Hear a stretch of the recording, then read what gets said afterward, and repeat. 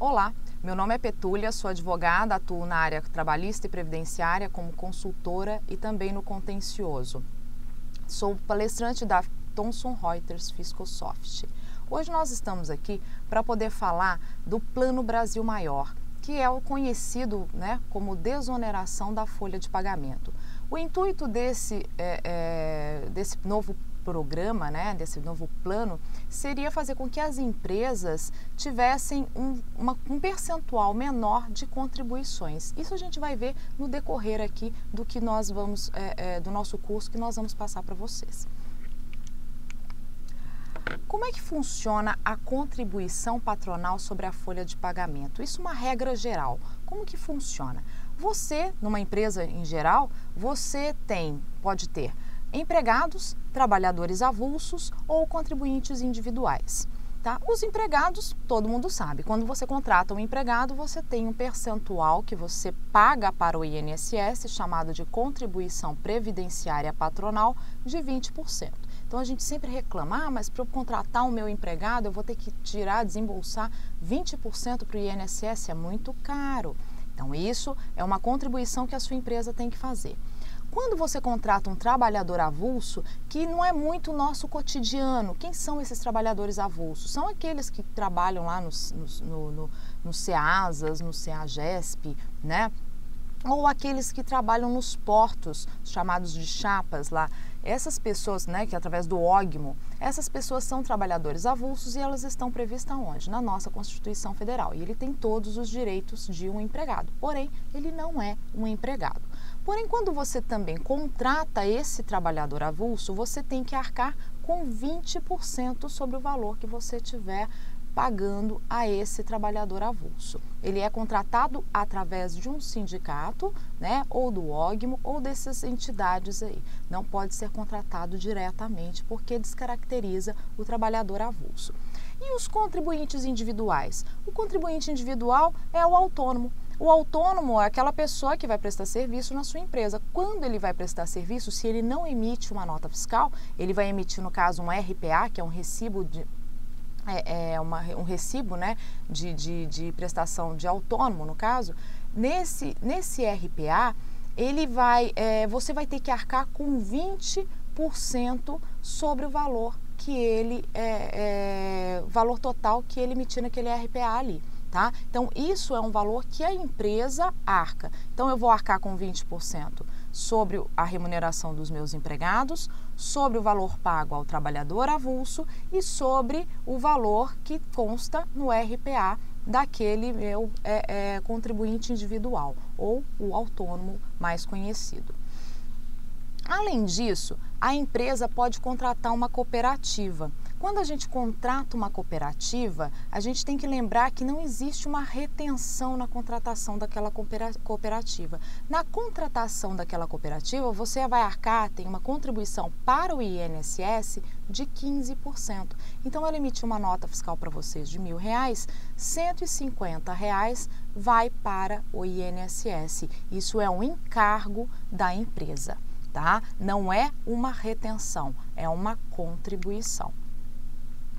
Além desses 20%, tem-se os percentuais para financiamento da aposentadoria especial e dos benefícios concedidos em razão do GIL-RAT, que era conhecido como RAT ou SAT anteriormente, que incidem sobre as remunerações pagas ou creditadas no decorrer do mês aos segurados empregados e também aos trabalhadores avulsos. Esse GIL-RAT, esse percentual, vai incidir sobre o contribuinte individual? Não, ele só vai incidir sobre os segurados empregados e os trabalhadores avulsos. E como vão ser esses percentuais? 1% para as empresas com atividade preponderante consideradas de risco leve. 2% para as empresas com atividade preponderante consideradas de risco médio. E 3% para as empresas com atividade preponderante considerada de risco grave. Vale ressaltar que essas contribuições, que existem também as contribuições para entidades terceiros, Essas alíquotas são fixadas pelo Fundo de Previdência e Assistência Social e o enquadramento feito pela empresa considerando a sua atividade. Então, nós temos aqui, em primeiro momento, a contribuição de 20% sobre os empregados, sobre os trabalhadores avulsos e sobre os contribuintes individuais. Além disso, nós temos uma contribuição de 1, 2 ou 3%, dependendo do risco de atividade da sua empresa, que vai ser pago em relação aos seus segurados empregados e sobre os trabalhadores avulsos, né? Que nós vimos 1, 2 e 3%, risco leve, médio e grave. E nós temos também a contribuição para outras atividades, que são alíquotas fixadas pelo Fundo de Previdência e Assistência Social. Nós vimos aqui a regra geral. A regra geral era o quê? Era a contribuição de 20% ou 15% quando nós estivermos contratando uma cooperativa. Existe uma outra forma de contribuição, que é através de um documento único. São para aquelas empresas que a gente conhece como empresas do Simples Nacional. Essas empresas, elas não possuem uma arrecadação determinada, né, para a contribuição da Previdência, contribuição patronal, contribuição previdenciária patronal, do CPP. Ela não tem essa determinada. Ela vem o quê? É uma contribuição que você faz pelo documento único de arrecadação. Então, esses 20%, eles sofrem aí uma boa diminuição e é feito esse recolhimento para esta empresa, né, para o INSS e para outros tipos de tributos aqui, mas dentro desse documento único. E aí o que acontece?